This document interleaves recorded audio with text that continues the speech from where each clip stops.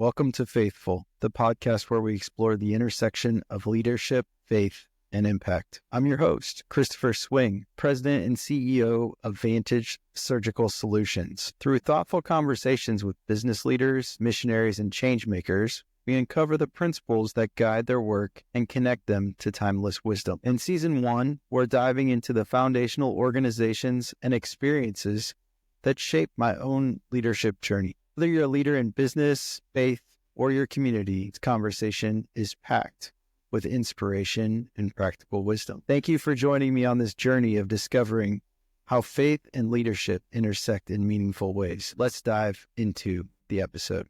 Welcome back to Faithful. I've got my co-host Ian here again with me, and we're going to do something a little bit different this time. We have decided to introduce ourselves to you. We've introduced a lot of interesting guests already, and felt like it was time to bring some information along with the faces that you're traveling with. And so I'm just glad to have Ian here, and interested to see where this particular episode goes. Yeah, I think this is going to be fun. I listen to a lot of podcasts, as do you, and it's always good to hear the interviews that you do, that we've done together, that podcasts do.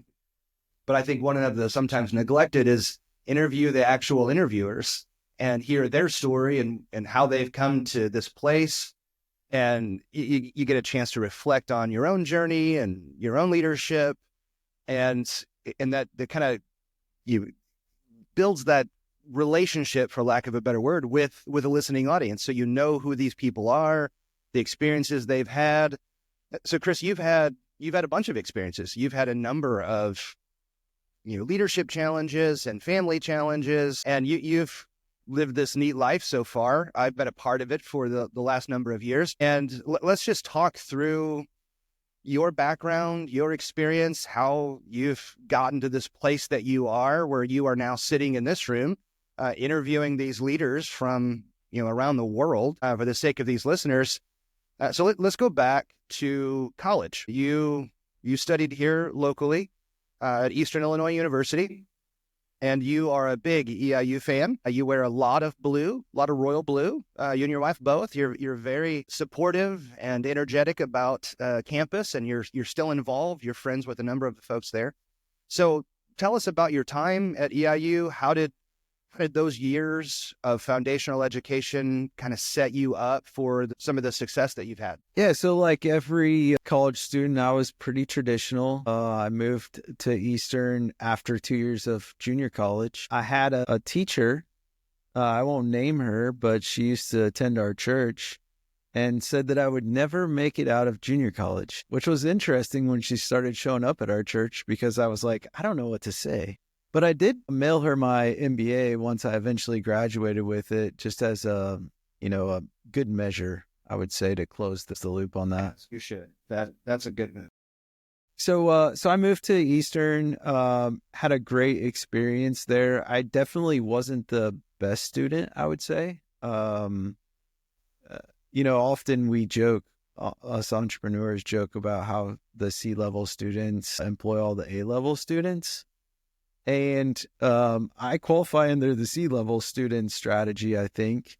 I might have had a little bit better GPA than that, but in general, I was there to enjoy and to learn. And learning, in my mind, didn't correlate with taking tests. And the metrics that most of the professors that I had used were, you had to just be an insane test taker in order to get the top grades. And that was never really that important to me. I'd already learned what I was going to get out of the subjects before we got to the point of the tests. And I knew I wouldn't fail the tests or do poorly on them, but I wasn't going to sit there and just try to cram information so that way I could regurgitate it back to the test. That wasn't the purpose of my trip around the sun during those days. And it would also have gotten in the way of my social life, which was very important to me during the college years. I spent a fair bit of time. I had a great group of friends And I'm a traditional in that, I started only going out on Fridays and Saturdays, and then by the time I was at the end of my senior year, I think I was going out like Tuesday, Wednesday, Thursday, Friday, Saturday, just to make sure we rounded out the week. And we enjoyed each other's company, and there's probably 5 or 6 of us that pretty regularly hung out. But the teaching at Eastern was great. I remember professors that were world class in their knowledge and their ability to teach us. The one thing I will say, looking back, was the technology advancements that were happening out in the world were probably beyond what Eastern was providing at the time. But I think that was pretty common of most institutions. And the reason behind it was they were really focused on us understanding like how it worked. And when you operate a black box of accounting software, a lot of things happen, but you don't really know how it works necessarily. And so their focus was, hey, if you know how to make the entries and you know what it's supposed to do, that if you're operating a piece of software, it just makes it that much easier and you can figure out what was wrong. I walked into my first job at United Graphics from there and was very overwhelmed because I stepped in as the leader of their accounting department and had no real experience up to that point. But they believed in me, and without any troubles, we kind of turned that ship. I started there in 2003, and by the time we got married in 2006, I was, in a GM training program. So I was being trained to be the next general manager for that business, which was kind of what gave me that first, opportunity to say, hey, there's people that believe in you to do things that you're not capable of doing. And so I think that's probably the most common theme throughout all of my experiences. And I'm pretty sure I probably said it before on this, but it's that I never had the experience or was ready to do any of the jobs that I've received over the years. And that goes back to that job and then continued into my days at Pinnacle Foods, where I went as I was an accounting guy from what I would call a job order costing environment where, you throw a bunch of paper together, exactly how much you put in, what you sold it for, the cost of the paper, and you can figure out, okay, did I make money or did I not make money? Well, when you're dumping doughs onto a line, thousands of pounds at a time, and the line never stops, it's a lot harder to figure out, am I making money or am I not making money? And so, that second job that I had was actually a cost analyst for Pinnacle Foods for the Lender's Bagels line. And, it really gave me the ability to see the education that you got was sufficient for what you're trying to accomplish. And I was able to do that work. And shortly thereafter, I became the plant controller for that business, which was about $120 million at the time. And then 18 months later, I became the senior cost manager for Bird's Eye Vegetables North America, in addition to that facility. And so I was over about 1.4 billion, and we were investing somewhere in the 65 to 95 million in capital annually into that business. So pretty crazy adventure. And then I was in a nonprofit meeting with a friend of the founder of Vantage, and she introduced me to Ann. I met with Ann for about a month in December of 2011, and I started here in January of 2012. Started as a CFO in 2018, I became the president and COO, and then in 2023 is when I became the CEO. Faithful is proudly sponsored by Vantage Surgical Solutions, where excellence meets innovation in advanced healthcare solutions. With a foundation built on integrity, creativity, and commitment, Vantage empowers leaders to shape the future. just as we explore leadership through faith on the podcast. Vantage Surgical Solutions, standing for excellence, leading advanced healthcare solutions. So there's this interesting pattern that shows up pretty easily in your professional experience and repeats itself. That you start this job, you don't necessarily feel prepared for it, you don't really know everything about it, because how could you? You haven't done it before. But relatively quickly, you've caught up, you're up to speed, and not only are you surviving, you're thriving.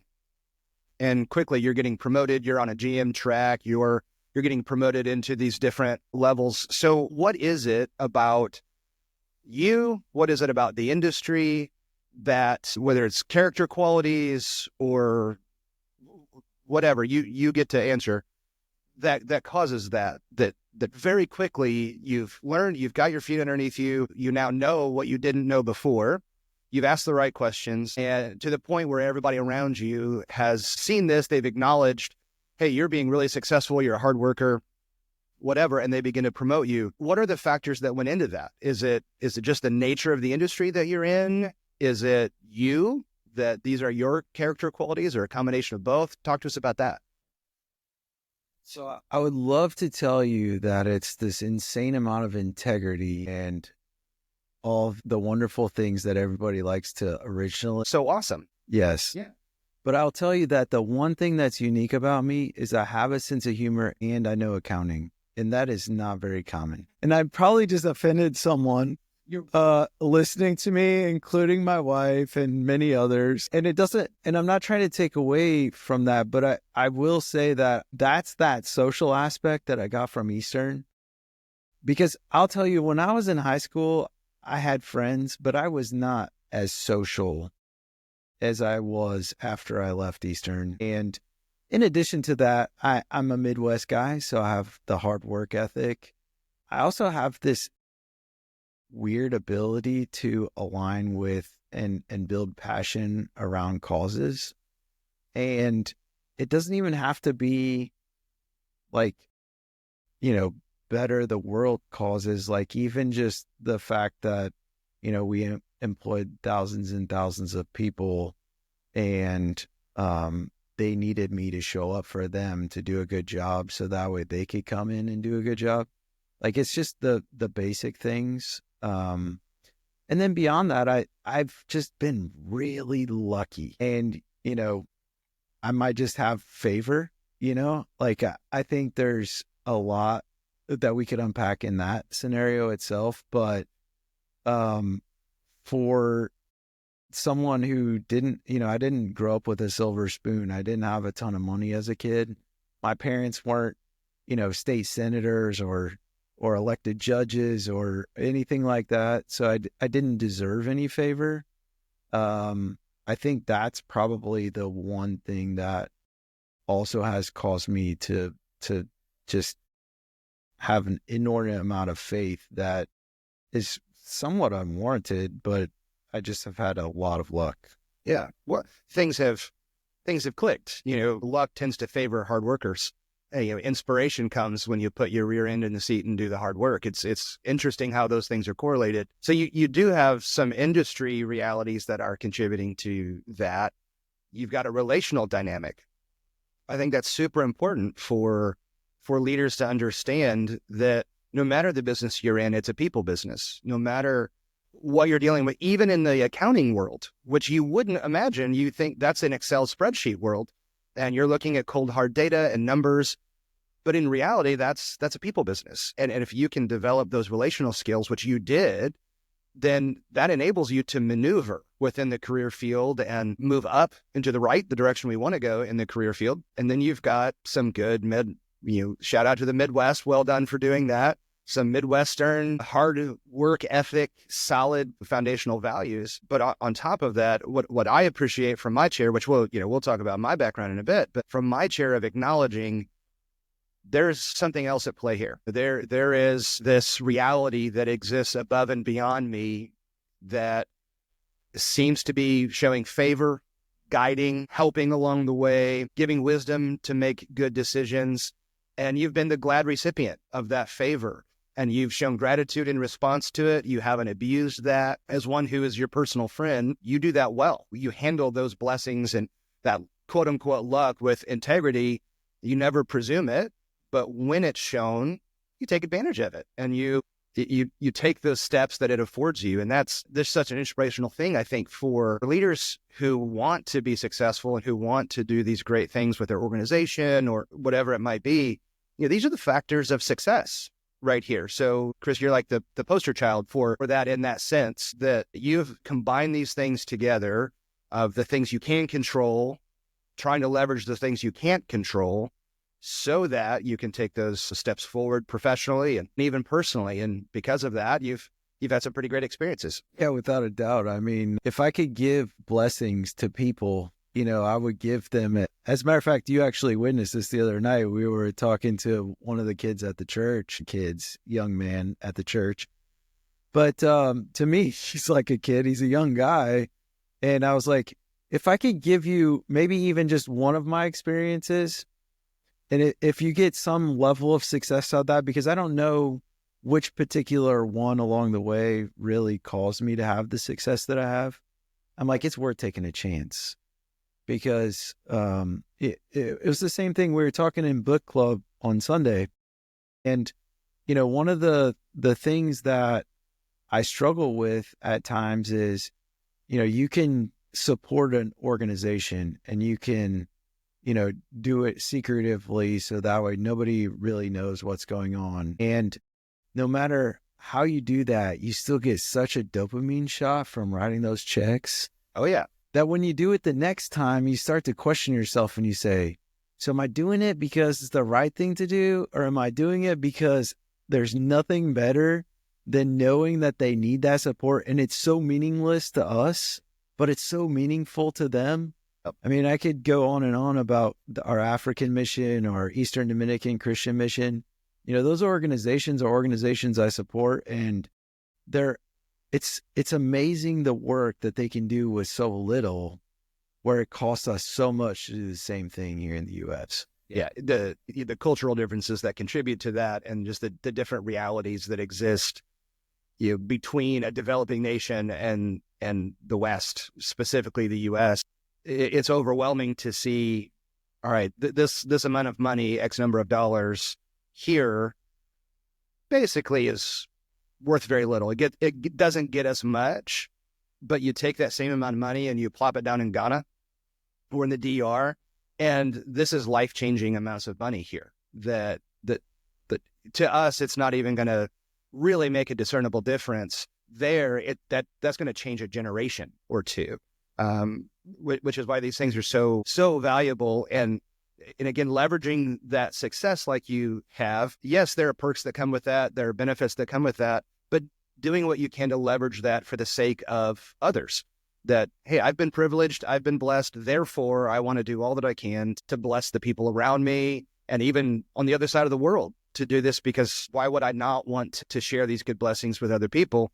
And that's been one of the themes, I think, even in previous episodes of this podcast. We meet with these incredibly successful, wealthy people, and all they do is talk about others. All they do is talk about what they're doing for the sake of this group, that organization. I mean, this is their life. They light up when they talk about what they're doing for other people. It's tremendous. So these same factors, Chris, have been true not just for you professionally, they're also true for you personally. So you've got a strong network of friends, you've got a lovely family. So at what point in that history that we just walked through with you, when did Kelsey come into play, your lovely wife? And how did that connection happen? You tell us about that.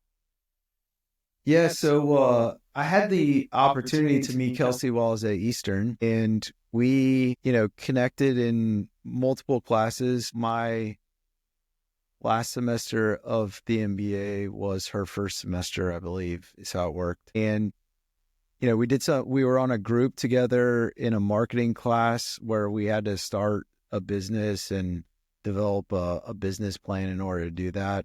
And in that class, only one group got an A. We worked with our group and built this amazing PowerPoint presentation. I saved it to a jump drive, turned the computer back into Eastern because at the time we didn't own computers, and got home and plugged it into my desktop and realized that there was nothing there. And so I went back to Eastern to get it off of the laptop, and they're like, oh no, as soon as you close it, like it wipes everything off the laptop. And so I literally recreated it, in order for us to get a grade in. And I'm not saying that like Kelsey's CPA firm is better than the other CPA firms in the area, but there were partners from other CPA firms that weren't on our group. And so they absolutely got B's in that class for that particular project. Just saying. Yeah. You're not biased. I'm not biased at all. I can tell you in that class, they got a B. Yeah. Got an A. Yeah. And I can tell you that my wife had a lot to do with the fact that we got an A. And no, I'm super proud of Kelsey. She's an amazing accountant and really takes care of her clients well. She's very well intentioned. And so we met at Eastern. We were both in different relationships at the time. And we actually didn't talk until a couple of years after we had left school. And I got I don't remember if it was an email or a phone call, basically one day asking if I wanted to grab some lunch. And so I'm sure we splurged and went to Subway, and met for lunch. And that was in July of 2005. And we pretty much were inseparable until we got married in 2006 in August. So, man, so let's just do a shout out to Kelsey and to the other bold women out there who took the initiative and initiated contact with the man. Because, Chris is a good looking dude. He's a successful dude. He's kind and nice. But to have Kelsey say, that's the one, I want him. So shout out to you, Kelsey. Good job. We're all grateful that you mercifully loved him and have turned him into the man that he is now. We're grateful for that and the number of years. So this is 20 years for you then coming up, right? Wow. Well, congratulations in advance. At some point, we need to have her on the podcast as an interview because she's got, again, quite a professional background and story as well. So you have one of the funniest, goofiest daughters I have ever met. She is a delight and lights up whatever room she's in. She has everybody in her life wrapped around her tiny little pinky, and rightly so, deservedly so. So talk to us about Licia and how all that came about, because this is, I know the full story. That takes much longer than what we have time for now. But it's a tremendous account of how God works and how he lines things up. So to talk us through the adoption. Yes, I can't give you the nth degree because we could be here all day. But in general, the basis of it comes from a mission trip to the Eastern Dominican Christian Mission in Higüey in 2012. And that set us on a path to host her. We hosted her in December of 2015 through the mid part of January of 2016, and she returned back to China. She was in the Dongguan, orphanage. And in September of 2016, we picked her up, and she would have been 9. Yeah, 9. And so she just turned 18. She is currently in 8th grade because when we brought her here, she had no English skills. And so we took her to this interview, which was interesting, and the teacher's like, what color is this marker? And she was like, I have no idea what these people are saying to me. And then they picked up a different color and they're like, what color is this marker? And, she just kind of sat there like, I don't know what I'm supposed to say. And eventually they're like, we're thinking maybe we should start in kindergarten. Kelsey and I looked at each other and we're like, that seems reasonable. She's Asian, and so she's really small. She's still probably only 4.5, a little over 4.5 feet today. But like you said, she's totally a joy. She is very well behaved, with great mannerisms. She loves people, which is, it's always fun to be around people who love to be around other people. And she does, she does have a little bit of the ability uh, to work the crowd. And so she can pull kind of the best out of everybody. But yeah, it's been a great experience. She, again, I said she lights up every room because she smiles. I don't think I've ever seen her where she wasn't actively smiling. I remember early on, so I had just started at the church when you guys brought her home for the final time. And like flights were delayed. There was all kinds of stuff with you coming in. I don't even think we had met yet, but I knew there was this family in the church that was doing this with this little girl from China, and how cool that was. Pretty early on, I would guess maybe the first year or two. Alicia was in I think it was like a Christmas something, or she was with the rest of the kids up on the stage on a Sunday at church, and they were singing. And in those early days, again, she did not know English. She sang very loudly, but she didn't really know the words very well. But in that particular song, the only word she knew was Jesus. So she would kind of mess up and mouth through all the other words, but boy, when they got to that word, she would yell the name of Jesus really loud, and the whole room. I mean, you've got hundreds of people. There tears flowing down their face. She was just. I think she won the heart of the church just in that one little song. That here's this little girl who's had this rough background, and now is in the States with this loving family, and look at what they've done in the short amount of time they've had with her.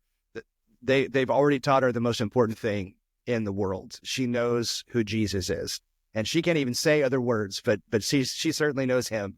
And from that time on, I got to tell you, I've been a big fan of you and your family, because you're getting some things right. As you know, in the leadership world, in the business world, entrepreneurs, all that,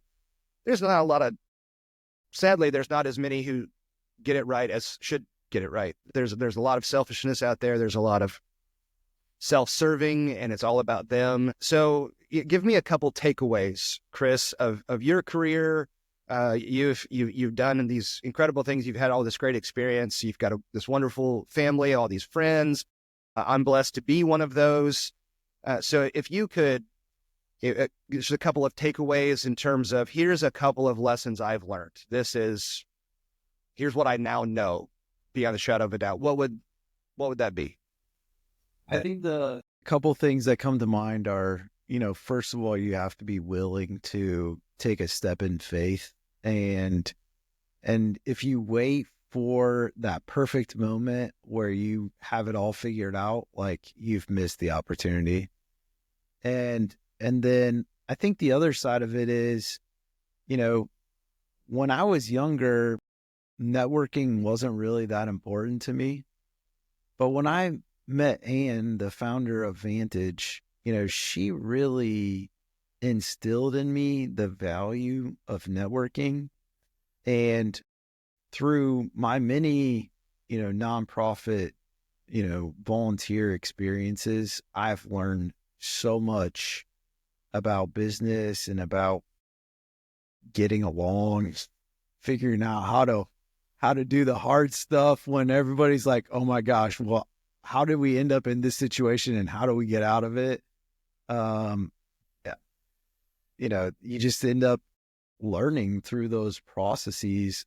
And I think without all that volunteering, I wouldn't have been as successful as I am either. So yeah. Well, I think you should start a podcast, Chris. I mean, you've got some lessons that you've learned that people need to hear. I think maybe you should start a leadership podcast. I mean, maybe you could call it Faithful, and you could integrate faith and leadership and business and relationships and all that. I think people might benefit from that. What do you think? Well, I really like the name, and I'm pretty sure you're the one that came up with it. That may be true. Yeah, that is possible. Yeah. Just shooting random thoughts, and you're like, I think you should just call it this. I mean, I'm loaded with opinions. They might be nonsense, but I have opinions about most things. They're ignorant most of the time, but I have them. No, I think, I think this is, this is part of why we're doing this, right? And it gets back to kind of what you said earlier, and that is, first of all, we have a few gray hairs. It happens, unfortunately. For all you 25-year-olds that think it won't happen. Yeah, it's coming. And to be honest, after some of the life stats that I've seen lately in the 25 to 44 range, like, I'm kind of glad to be out of that group. Yeah, I don't mind being old at this point. Older. I'm not old. I keep telling myself that. But older, I don't mind it. I like life at 45 better than I did at 25. Yeah. I really do. Yeah. Faithful is brought to you by Vantage Surgical Solutions, where we believe in progress through passion. If you're inspired by innovation and excellence in healthcare, we invite you to join our team. At Vantage, we're not just shaping the future of healthcare, we're empowering individuals to make a difference. Visit our careers page to explore opportunities and see if your journey aligns with ours. Vantage Surgical Solutions, where passion meets purpose. So let's dig into some of your history too, because you have some interesting experiences that I don't think people would otherwise know. And I'm sure that some of the folks that go to church with us probably don't even know and haven't experienced, because they just don't have the one-on-one time. In a church with multiple hundreds, it's pretty difficult to really have that super deep relationship with every person. You're not the person that runs around going, look at me, here I am, and here's all the information you could ever want to know about me. So, well, wherever you want, but, definitely, where did you go to college, and how did that prepare you for your career?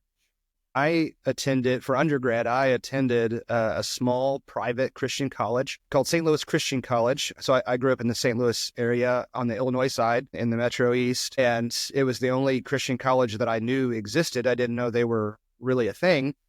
And church had been affiliated with that. I grew up attending church, and my parents, my grandmother, all faithful church people. And at some point in the middle school, junior high-ish age, I came to a place of faith, understanding who the Lord is. And right out of high school, right after I graduated, I felt this sense of, in the Christian world, we call it calling, this sense of calling to serve in vocational ministry, to work for a church, to do pastoral things. What that would look like, I would have no idea. And so I went to this college, and I didn't know anybody there. I just walked onto campus and started classes, and a very similar experience to you. I loved the education I got. I learned so much. You get introduced to a world of information and knowledge you didn't know existed, and you develop relationships with your professors, and they become your mentors for that season, and develop great friendships. I have friendships today, almost 30 years later, that are still strong. I was texting this morning with the guy who lived across the hall from me in that dorm, who was the best man at my wedding. And we're setting up our next breakfast together. And we worked together for a time. And so I had this great experience in school, learning and growing. And much like you, it did not prepare me adequately to be successful professionally, because I would argue college isn't designed to do that. College is designed to give you the foundational knowledge. It cannot give you the skills to do everything. That's not its point. You kind of have to do that and implement what you've learned. So I started right out of college at this. I did a couple of internships during college years, and then right out of college started preaching full time in a little country town, little country church. Sweet people. My wife and I are both from the St. Louis area, so that was quite a culture shock for me. She loved it. It was a bit of a challenge for me to, everything closed at 2:00, and there's nothing to do. The only place to go is Casey's, and which, God bless Casey's, is wonderful. But I served there. I learned kind of the ropes of my field. I learned what to do, what not to do. how to write a sermon, how to preach, how to lead a meeting, how to oversee staff, how to deal with criticism. You just kind of learn those things by doing those things. And then, over time, that certainly expands. And I was able to move back to the St. Louis area, again, to my home area. I lived 10 miles from where I had grown up and served a church there for the next decade. And it grew. It was very rapidly growing, larger church. And it was a wild ride there for all that time. I got my master's degree while I was there in leadership because I was overwhelmed. I had a staff of 27 and almost 2,000 people coming to our church on a normal weekend. And I didn't know what I was doing, so I needed to learn and grow. And a loving mentor of mine said, "You are in over your head. You need to go and get some education." So I did. And that was really beneficial. You did some stuff online, commuted in for a couple of years to a Christian university in Cincinnati that was designed for professionals like me. I wasn't going to be a full-time grad student or anything like that. So I was already established in my career by the time I did ongoing educational stuff. After being there for a little over 10 years, I shifted gears a little bit and went into a different flavor of the industry and planted a new church. And our family and one other family moved to the greater Boston area, which is very, very unchurched. 1% of the population is evangelical Christian. And we lived in a beach town, which for a Midwestern country bumpkin like me, that was awesome. I got to see the ocean every single day and to eat seafood. It was great. My morning walks, I walked to the beach and watched the sunrise every day. I didn't get that experience in the Midwest, but had a great time, started this church from scratch with a handful of people and got it going. And then we began to have some health issues in our family back here in Illinois. And we can go into that as much as you'd like, Chris. You can decide that. And we actually had to move back and came back to Illinois and cared for some family until their passing. And then ended up here at Chris's church for the last now almost 9 years. And he and I have been buds ever since then. So that's the jet tour through it. Yeah. So that's really interesting. As you were talking about your continuous growth through the early part of your career, especially being at a big church, how do you do that in a way and continue to grow? One of the things that I think most people miss about you is you are so ingrained with continuous learning. And I'm not just talking about like formal learning in a classroom, which you love to do as well, but Dr. Ian Stamps, that is. That's right. It has a ring to it, doesn't it? I kind of refuse to use that terminology because I knew him before he was a doctor. But seriously, though, there's a lot of value to that, and there's value to that inside of the business world. And so, does that come natural to you? Is that something you kind of force yourself into? Did it come from that time frame when you really felt like you were over your head? Give us some gut check on that. I think there's a bit of it that's natural. I've always been a good student. I'm a nerd, self-professed nerd. I like to learn. I like to know stuff. I like to grow. So I've always continued. Even just on the formal sense, I've always continued that. But even in the informal sense of whether it's conferences, reading books, having mentors, asking the right questions to the right people, seeking out, those who know what I don't know and saying, can I buy you lunch and ask you, I've got 10 questions and I will pay you for your time. Please, will you help me?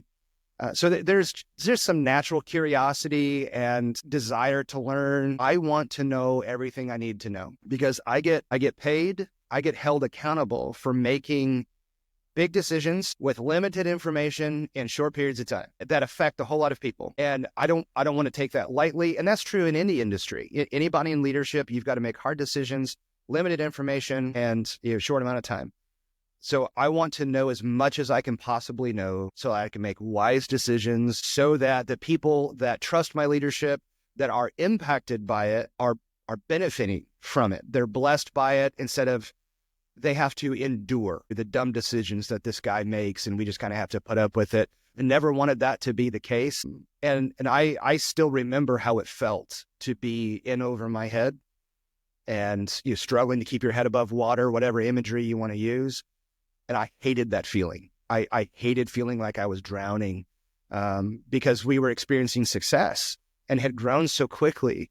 We just didn't know what to do. We're hiring people left and right. We're spending money left and right. We're building buildings. We're doing all kinds of stuff, but it felt random and chaotic. And I didn't know what to do next at any given moment. So I had to set about to learn stuff because I didn't like how that made me feel. And I really learned, surround yourself with people who know more than you. Because if I'm the smartest guy in the room, I need to find a new room. So you get some people around you that you know, you love, you trust, who are very good at what they do, and then let them do their job. And those things combined, they kind of tend to line those things up. I've since then been surrounded by incredible leaders and wonderful, godly men and women who love the Lord, love the church, and want to serve and want to do a good job at this. And I just get the privilege of sort of, pointing them in the right direction now and making sure everybody's all lined up. So I want to push a little bit further because, for those of us who have really amazing experience and have really unique knowledge in running businesses and whatever, one of the intriguing things for me about you, and probably one of the reasons that I really enjoy being around you, is just a real serious depth of knowledge of Christ and of our religion and of our faith. And not just knowing the religion and not just knowing the faith, but having the faith. And so, because of your role in the church, obviously some of that is dictated, but I can tell you that it goes way beyond that. Give us some idea of, when did Ian the pastor become Ian the student? And because I can tell you from my personal experience being around Ian, what he knows is not something the average pastor knows. It's a desire to know Christ on another level. I mean, even to the point of some Greek and some Hebrew and extensive studies. So anyways, give us a little feedback there. Yeah. I think there's some moving pieces to that question that kind of overlap. One, if somebody says they believe that God is real and Jesus Christ is God's son who has come to save sinners like us, if that's legitimate, wouldn't you want to know everything you can know about that? If the God who is real is actually the God revealed in the Bible, and we believe that he is, then I want to know as much as I possibly can about him. If he's really that fantastic as laid out in the Bible, I want to know him because he deserves my devotion. He deserves my worship. He deserves everything about my life because everything that I have is from his hand. He's been gracious and kind and loving and forgiving, so merciful. How could I respond with, you're just going to be mildly important in my life. God has changed my eternal destination. You infused my life, however long or short it may be, with purpose and meaning. All of these blessings have come from him. How ridiculous would it be to say this is just going to be moderately important in my life? So I've always wanted this to be really important because your faith dictates everything. What you believe determines what you do. And what you don't believe determines what you do. That's a reality for anybody, whether it's got a religious nature to it or whatever it might be. Whatever you believe about faith, religion, God, the universe, your moral values, what you believe about all of those things dictates the decisions you make, the relationships you have, the decisions that really are guiding you and the lives of everybody around you. So I always wanted to take that seriously and be authentic in that. And because I've met people who have claimed to be Christian, and probably many of our listeners have had this experience. They've claimed to be Christian, they've claimed to be church people, very religious, but you interact with them and they're not great folks, and you don't want to be friends with them. And they're behind the scenes, they're just hypocrites, they're liars, or these character flaws come out. Not saying Christians have to be perfect. We all know that we're not, but if you're going to claim these truths as being true about you, then there ought to be something that lines up with that. Integrity would demand that. But I think to overlap with the professional world, I had this experience years ago because of the success we had at this large church, that there's a conference that exists every year. Your church has to be a certain large size to even get invited to it. And it was like this moment of success for us. Like I had arrived that my wife and I got this invitation to come. I'm the pastor of the church, and it's for the pastor and his wife. And it was in January every year, and it was somewhere south in the warm tropical sorts of areas. And it's this week-long thing at 5-star resorts, and everybody who's anybody that in my industry that you would know who they are, they're there. And I'm the peon that doesn't belong, that's just getting invited. And I went a number of years in a row. We always had a great time and developed friendships over that. But I'm in a room with 150 guys, and I'm one of the smallest churches represented in the room. So these are the guys who've had way more success than I have. And I interacted with them. And my takeaway from many of them was, I don't want to be like that when I grow up. It felt judgy. It felt, mean on my part. But just interacting with them, it's like, I don't like these people. I don't want to have that attitude, because I just had a 30-minute conversation with this guy, and I don't like anything that came out of his mouth. I don't like his heart. I don't like how he's thinking about this stuff. This is not the kind of person I want to have. I want to be. That's not the kind of marriage I want to have. That's not the kind of dad I want to be.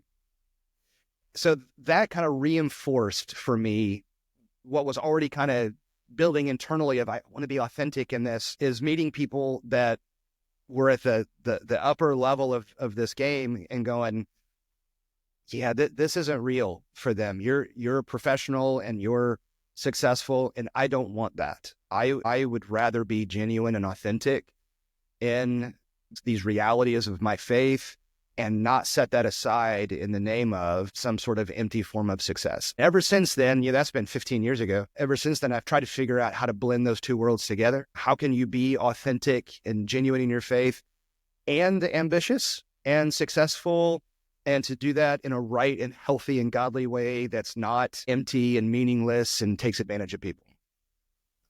And that's not that easy, right? I mean, I think most of our listeners would agree that is a difficult balance to have. The temptation's always there, isn't it? Because the people that are listening to this podcast and those who have had these levels of success are in positions where they absolutely can make decisions that affect other people negatively, but they'll personally benefit. And it is always a temptation to make it all about you and to utilize them and all of that for your own personal gain and not really genuinely care about them. That's a real thing. And we just don't want to be that, which is where, the faithful idea comes from. We just want to be faithful to the things that we're called to, the things that are important, without becoming this nasty version of myself that the 25-year-old version of me would want to punch in the mouth. I don't want to be that. And it's a daily battle to not be that. So you've had the pleasure of being married for a quarter of a century. Yeah, a few months from now, it's 25 years. Yeah. So tell us how you and Jody got together and what that process looked like. When did she enter into your world? Yeah, it was in the latter half of the last century, the last millennia, when we met in the 1990s, the way back when. I'm 1 year older than she is in school, so only about 4 months older than she is by dates, which for that 4 months of the year, she readily reminds me that I'm so old. But I was a year ahead in school. My freshman year in undergrad, doing all the stuff you do as a freshman and making friends and going to class and doing all that. Well, I also did some work with admissions to recruit students for the next year.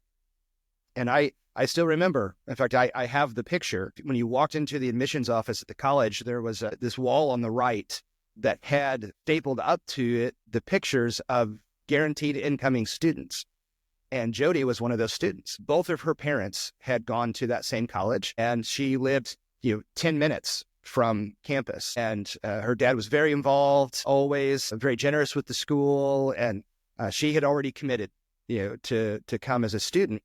So I saw her picture every single day. And I thought, man, I bet she has a great personality. And she looks like she's super talented. And wow, she's pretty. So I knew she was coming to school. The summer between freshman and sophomore year, I traveled for the school to represent it at different weeks of camp and conferences around the country. And one of my buddies, the guy that was texting with earlier, who lived across the hall, and in fact, that summer he was a roommate of mine, and we traveled some together to these conferences. He had gone to high school with her, a year ahead of her in school. And he and I were walking through the food court of a mall in St. Louis, and she was walking the other direction carrying a dress. That night was her high school graduation, and she was carrying her graduation dress she had just picked up. And they saw each other, obviously, and recognized each other and hugged. Oh, how are you? And he introduced me to her. And I recognized her because I know the photo and all of that. So we talked there. It was a nothing meeting for her. For me, it was awesome. For her, she was like, I don't know who that idiot is. And then a couple months later, I'm at one of these conferences representing the college, and her church attended that conference. So she was there all week, and I was there all week with a couple thousand other people. And we saw each other, we interacted, and we kept interacting that week. And I kept finding her on campus and would wave at her and go over and talk to her. And by the end of that week, I had asked her to go on a date with me when my summer travels were over. And a year after that, we were engaged. And 9 months after that, we were married. So we were married for my last year of college. And now 25 years later, here we are, still going strong, 4 kids in. And, the rest is history, as they say. So one of the things that I think always intrigued me about you is, you're in kind of a messy business, I would like to say. The church world, even from my seat, just being an elder with you, at times church is a messy business. But one of the things that always, touched me about you is how strongly you defend and support and protect your family. And that's really just been something that always was visible, though, you've never had to use it.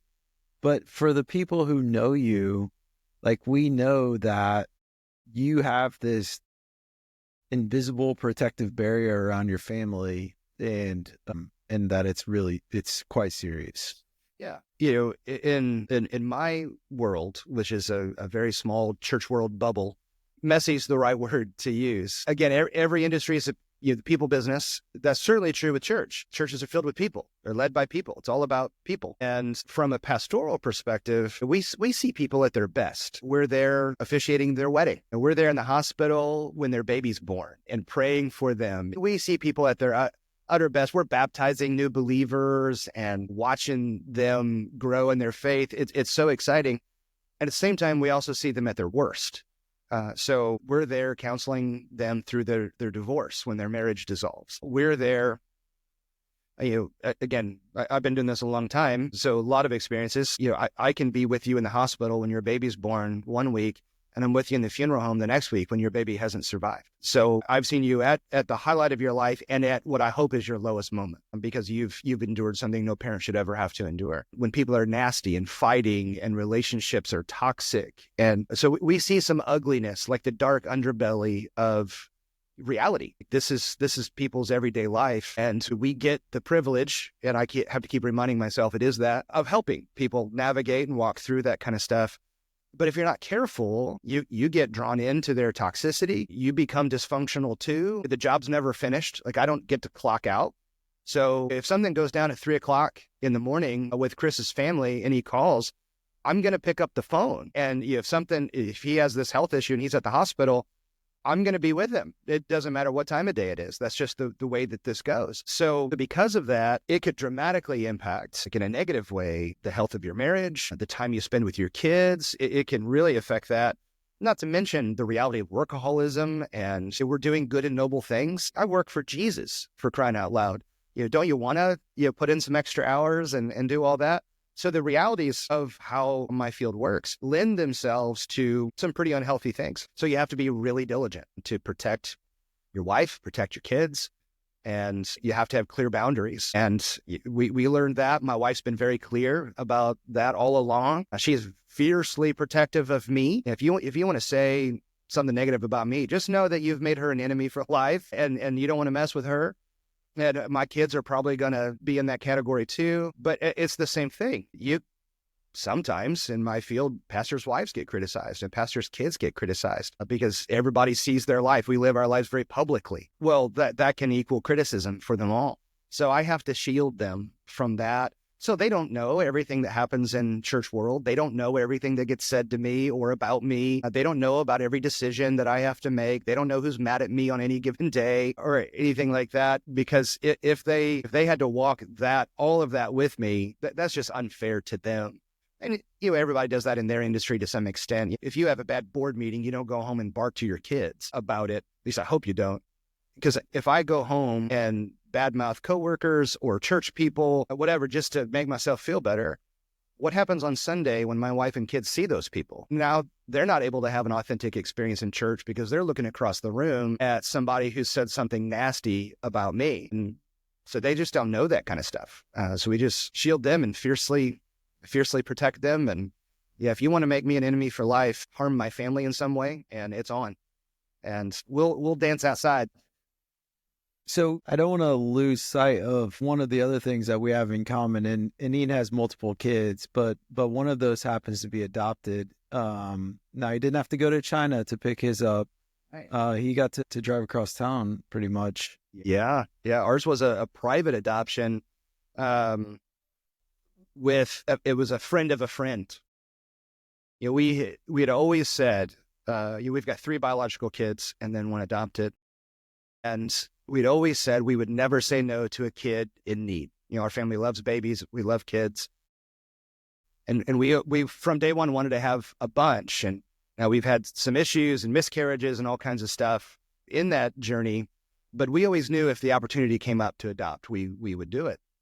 And out of the blue, in 2012, our family was standing in a souvenir shop in Jacksonville Beach, Florida.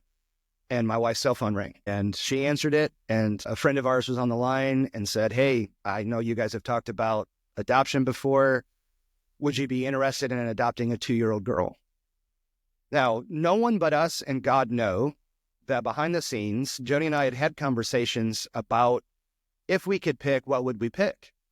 Well, our oldest child is a daughter, then we have 2 sons. So we knew if we're going to adopt a 4th, it better be a girl. Otherwise, our daughter's going to revolt. So it needs symmetry, OCD. We need to have girl, boy, boy, girl. So we knew we wanted it to be a girl. And we said, babies are hard. They really are. So what would it look like if we adopted a girl that was not an infant and maybe like 2 years old? We had actually said those words. And then we get a random phone call. Would you like to adopt a 2-year-old girl? And I can still see Jody's face. In fact, we've gone back to that souvenir shop with our daughter and taken pictures. I can see her in the clothing racks on the other side, and she's talking on the phone and looking at me wide-eyed. And she said, and I quote, "Yes, I need to talk to my husband, but the answer is yes," which checks, with how we operate, because she knew the answer already. She didn't have to ask a question. And that night we were on the phone with the birth mom from our hotel in Orlando, because we were on the way there for the week. And within a week later, she was at our house. And that's when I had met this sweet, curly-haired ball of energy that is now our daughter. A month or so later, she moved in with us, and we became her guardians. And her biological mom faded out of the picture at her choice to do that. She was very young, teenager at the time, and had become a Christian through the whole process. It was a really neat experience. And on Valentine's Day of 2014, so about 19 months later, we went to court and the adoption was finalized. For us, in our house, Valentine's Day is adoption day. So we actually take our daughter out for Valentine's Day because that's her day now instead of anybody else's. So she's now been with us. She's getting ready to turn 15, and she's been with us since she's 2. So she doesn't know life without us. We don't know life without her. She's an absolute doll. So she's us through and through. You wouldn't know, even looking at her, you honestly wouldn't know that she was adopted. She looks and acts and speaks just like the rest of us. So nature versus nurture right there. Yeah, that's actually so very true. I think if you had lined up your kids and told me that one of them was adopted, I'm not sure which one I picked, but I don't think I would pick her. When she was baptized several years ago, Jody's youngest sister baptized her. So Cora asked her to come and baptize her at our church. And that day, I bet we had 50 people ask if that was Cora's birth mom. And it's not. It's Jody's sister. but they look so much alike. Same skin color, same hair color. Everybody thought it was her birth mom because she fits right in. It's almost like God lined that up, that she was meant to be in our family from day one. Crazy. So now you know why I so enjoy hanging out with Ian. He is just a bundle of joy and just an extreme nerd, self-proclaimed nerd. I won't call him a nerd, but he calls him a nerd. Really just as someone who continues to grow in my faith all the time, I mean, there's nothing like walking around with an encyclopedia about just about any detail you'd want to talk about. And if he doesn't know it, he's really good at making it up because none of us know it either. And so he can just go on and he's talking about something totally, tangential to what we're talking about. But it sounds good because he's got so many details related to it. He could just go on. The trick is just say it confidently and everybody will just think that you're telling the truth. Yeah, it works. So one of the things that I want to do before we get out of here today, and I know this one's a little bit longer than normal, is I want to encourage you to listen to all of the other podcasts. I mean, we have an insane lineup already of people. And, if you think about the way that we picked this season, which we anticipate to be the first half of this year, they're all foundational organizations. And so what I meant by that was these are organizations that either by my volunteering, engagement, or leadership I really have developed as a leader. And then what I've done is I've picked the people within those organizations that had an impact on me. And we have enough. I mean, I'll be honest with you. We have enough people, even from those groups. We could continue into next year easily.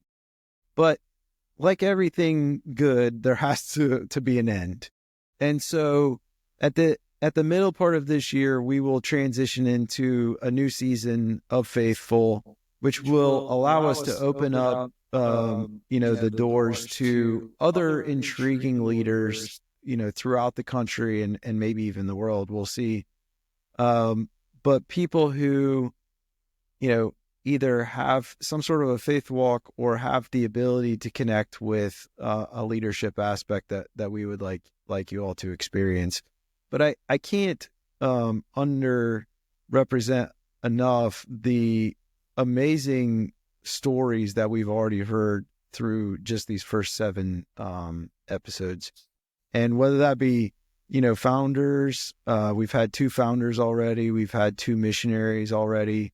I mean, just amazing leadership stories that if you don't get some passion or motivation or a nugget of, hey, I should be doing this, I can't hardly imagine you're using your ears.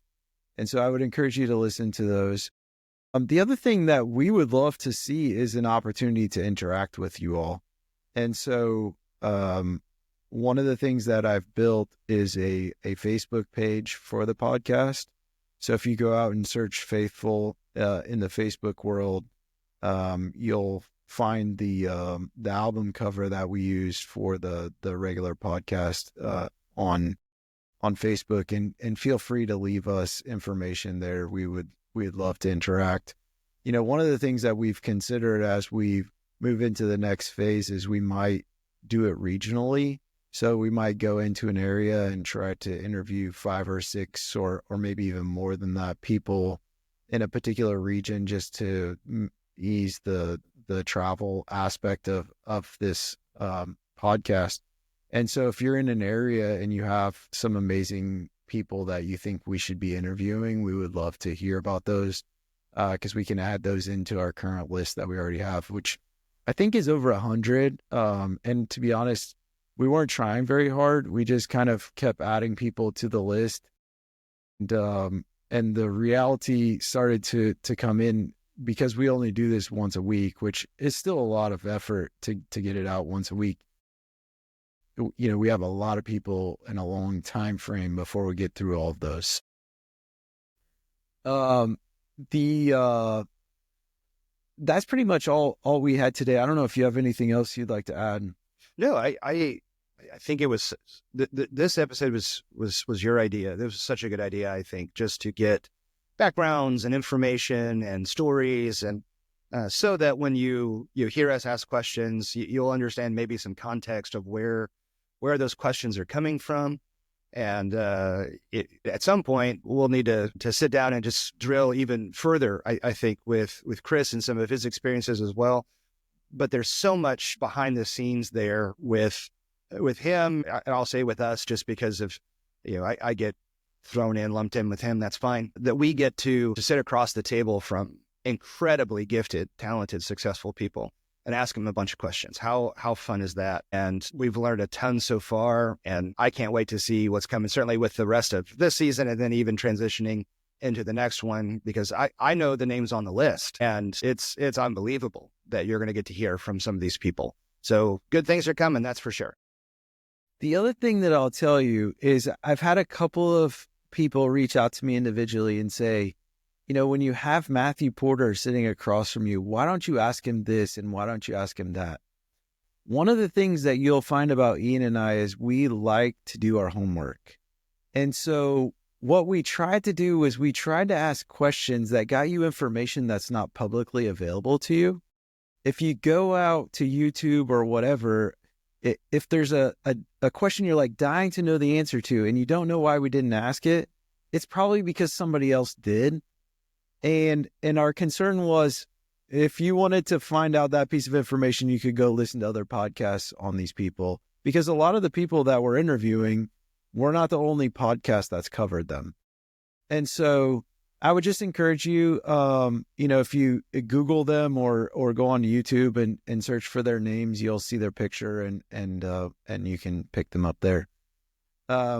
Thank you for taking the time to follow us. Thank you for your interest in what we have to say. We work hard to make these valuable for you. If there are ideas or encouragement that you can give us, or even, some constructive feedback, we would love to hear that, because we want to make sure that it's meaningful for you. I hope you guys have a great week, and we look forward to having a new and exciting episode next week. See y'all later. Take care, guys.